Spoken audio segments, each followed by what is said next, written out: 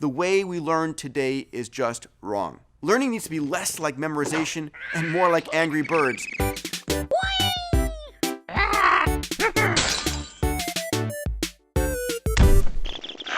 50% of school dropouts name boredom as the #1 reason that they left.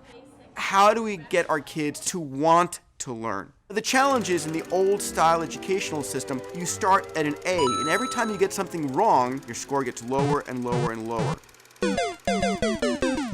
In the gaming world, it's just the opposite. You start with 0, and every time you accomplish something right, your score gets higher and higher and higher. It completely flips the way we currently learn. Think about what you do when you play a game. You observe the problem. You form a hypothesis, and then you test the hypothesis, and ultimately you learn and you try it again. It's actually the same as the scientific method. The trick is to make kids as addicted to learning as they are to gaming. I want to share a story, one of the most compelling examples that I've ever heard of gamification. Proteins are the basic building block of your cells, and for the longest time, predicting how a protein folds has been a very difficult problem. A group of graduate students asked the question, is the ability of the human brain able to predict protein folding better than the computer? And they created a game called Fold It, in which the user gets a protein and then begins to manipulate it and fold it on the screen. The lower the stress and strain on that protein molecule, the better their score. Well, it turned out that humans were much better at folding proteins. It turned out that the best protein folder was a woman who during the day was an executive secretary at a rehab clinic,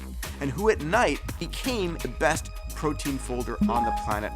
Gaming outperforms textbooks in every area. Customized gaming teaches creativity and innovation. Pilots and surgeons trained on video games outperform those who are not. So where is this all going? The future of education is an AI that can teach my child or your child and gives them an education that's so personalized, so perfect, that the wealthiest people on the planet would never be able to afford it. That's a future in which education is much better than we can possibly ever imagine.